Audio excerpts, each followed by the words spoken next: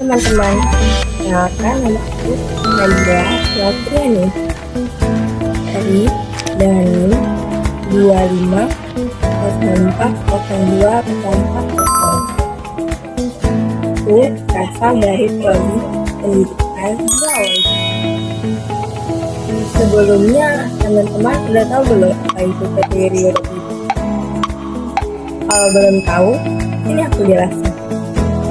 Critical Journal Review atau CJR dengan judul Tumbuhan Paku atau Heterodopita karya Reza Effendi tahun 2021.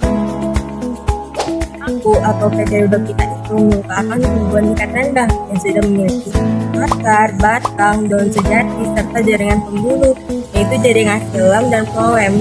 Tetapi tumbuhan ini tuh belum menghasilkan bunga dan biji, sehingga berkembang biak dengan spora. Paku itu mengalami pergiliran keturunan metagenesis, yaitu fase gametofit dan sporofit. Generasi yang dominan itu adalah sporofit, yaitu tumbuhan paku yang biasa kita lihat sehari-hari. Tumbuhan paku banyak ditemukan di tempat yang lembab, seperti hutan tropis, pinggir sungai, kebun, dan ada juga yang hidup di menempel pada pohon atau epifit. Morfologi tumbuhan paku itu terdiri dari akar, batang, daun, dan spora. Jadi, akar pada tumbuhan paku itu berbentuk serabut yang berfungsi untuk menyerap air dan mineral di dalam tanah.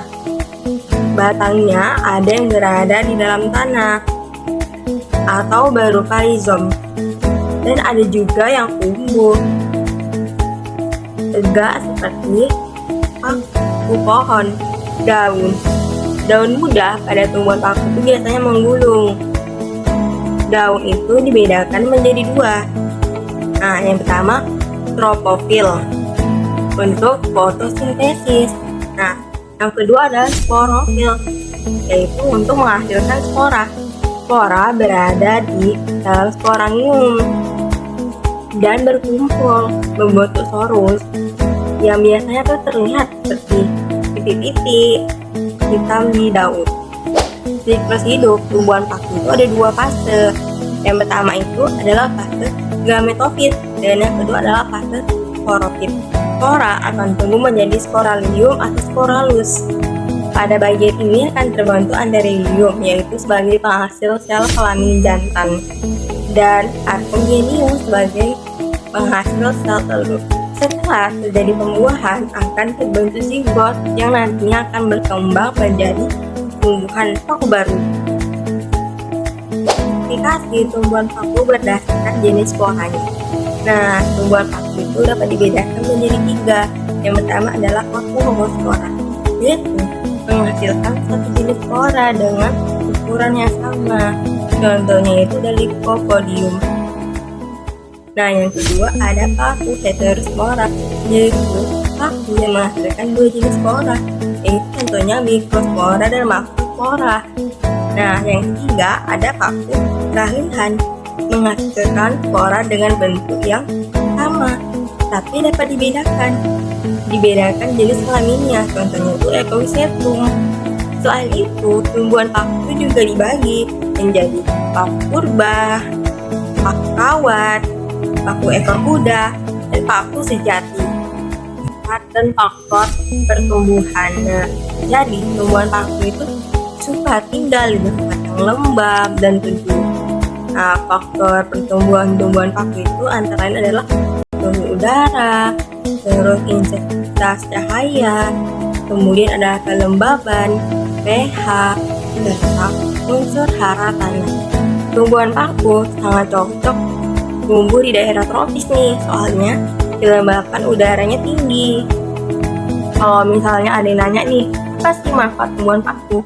Jadi tumbuhan paku itu banyak manfaatnya. Yang pertama itu bagi tanaman hias.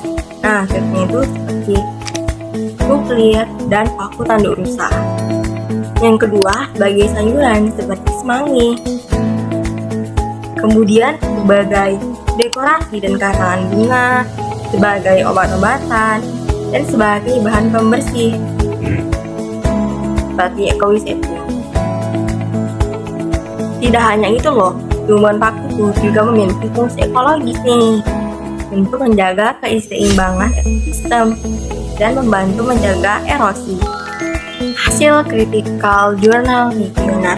Menurut saya, jurnal ini sangat lengkap karena membahas pengertian, morfologi, klasifikasi, habitat, siklus hidup, sampai manfaat tumbuhan pakunya juga ada loh. Materi juga dilengkapi dengan gambar, sehingga membantu pembaca untuk memahami materinya.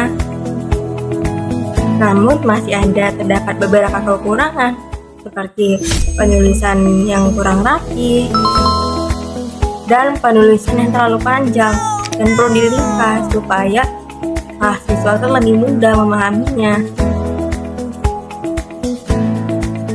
Secara keseluruhan, modul ini tuh sangat bermanfaat sebagai sumber belajar, salah satunya pada materi yaitu Rhodophyta atau tumbuhan paku.